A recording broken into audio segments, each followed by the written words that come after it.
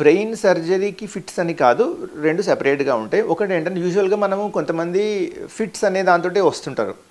Fits అంటే మనకేమవుతుందంటే patient మీరు చాలా చోట్ల చూసే ఉంటారు ఆర్ సినిమాల్లో గానీ, బయట యూట్యూబ్‌లో గానీ చూసే ఉంటారు. పేషెంట్ హఠాత్తుగా మాట్లాడుతున్న వ్యక్తి గానీ, నడుస్తున్న వ్యక్తి గానీ కింద పడిపోవడము, ఇలా కొట్టేసుకోవడం, లేదంటే కాళ్ళు చేతులు స్టిఫ్ అయిపోవడము, లేతే మూతి ఒకవైపు చూడడము, కళ్ళు ఒకవైపు తిరిగిపోవడము, నోట్లోంచి నురుగు రావడము, కొన్నిసార్లు యూరిన్ అయిపోవడము, లేదంటే మోషన్ అయిపోవడము, ఇవన్నీ జరుగుతుంది. చాలామంది ఆ సమయంలో చేతుల్లో ఏమన్నా మెటల్ ఆబ్జెక్ట్స్ కానీ, లేదంటే తాళం చెవులు కానీ ఏవో పెడుతుంటారు. But usually they all myths.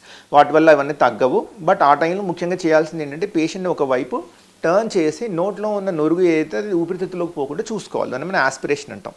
అలా అవుతే ఏంటంటే పేషెంట్ మళ్ళీ ఛాతిలోకి ఇన్ఫెక్షన్ పోయి సెకండరీ ప్రాబ్లమ్స్ అన్ని రావడం జరుగుతుంది. సో ఆ టైంలో ఒకవైపు పేషెంట్ టర్న్ చేసి చేసుకుంటే అది ఇమీడియట్గా కపుల్ ఆఫ్ మినిట్స్లో తగ్గిపోతుంది. బట్ అది కంటిన్యూ అవుతే మాత్రం అర్జెంట్గా పేషెంట్ ఆసుపత్రికి తీసుకెళ్ళదు. ఎందుకంటే అక్కడ ఇక్కడ ఉన్నా కూడా ఎవరికి చేయలేరు. ఒక ఇంజెక్షన్ ఇస్తే కానీ ఆ ఫిట్స్ అనేవి తగ్గుతాయి. సో ఇవి రకరకాలు ఉంటాయన్నమాట. జీటీసీఎస్ అంటాము, యాబ్సెన్సీఎస్ అంటాము. ఇవి రకరకాల పెద్దవాళ్ళలో ఒక రకమైన ఫిట్స్ వస్తాయి, చిన్నపిల్లలు ఒక రకమైన ఫిట్స్ వస్తాయి. చిన్నపిల్లలతో సడన్గా వాళ్ళు ఒక ఫ్రాక్షన్ ఆఫ్ సెకండ్లో ఇలా సడన్గా వాళ్ళు కళ్ళు మూసుకుంటారు, తెరుస్తారు.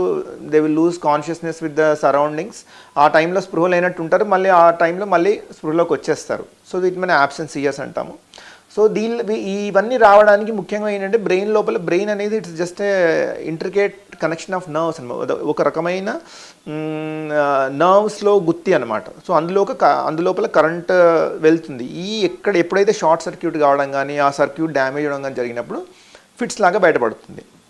సో దీనికి మనం ఎంఆర్ఐ కానీ ఎంఆర్ఐ చేస్తాము, దాని తర్వాత ఈఈజీ అని చేస్తాము. ఈ 2 చేసుకోవడం వల్ల మనకి ఎక్కడ ప్రాబ్లం ఉంది, ఏ లెవెల్లో ప్రాబ్లం ఉందని తెలుస్తుంది. సో దాన్ని బట్టి మనం ఆ ఫిట్స్కి మందులు ఇవ్వచ్చు. మందులు ఉంటాయి, మందులతో చాలామంది సెటిల్ అవుతారు.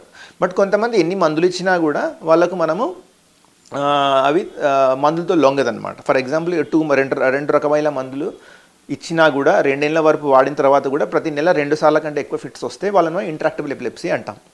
సో ఇట్లా వచ్చిన వాళ్ళకి ఏం చేస్తామంటే దెన్ వీల్ ఆఫర్ దెమ్ ఏ సర్జరీ. దాంట్లో రకరకాలు ఉంటాయి.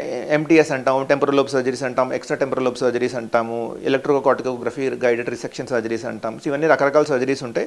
బట్ ఏదైతే పేషెంట్ ఉంటారో వాళ్ళని చూసి స్పెసిఫిక్గా మ్యాచ్ చేసి ఏది బెటర్ ఉంటే వాళ్ళకి సర్జరీ చేస్తే ఏవైతుందేమంటే మందుల వల్ల ఇవి డెఫినెట్గా కంట్రోల్లోకి వస్తాయి అన్నమాట. సో ముఖ్యంగా ఏంటంటే ఫిట్స్ ఉన్న వ్యక్తి ఎవరైతే బయటికి వెళ్ళి తన పనులు తను చేసుకోలేడు, డ్రైవింగ్ చేయకూడదు, సో ఇంట్లో ఎలోన్గా ఉండకూడదు, ఏమైనా ల్యాడర్స్ కానీ మన నిచ్చెనలు కానీ ఎక్కకూడదు, ఇంటి పైన టెర్రస్ పైన ఒకరుగా ఉండకూడదు, స్విమ్మింగ్ చేయకూడదు.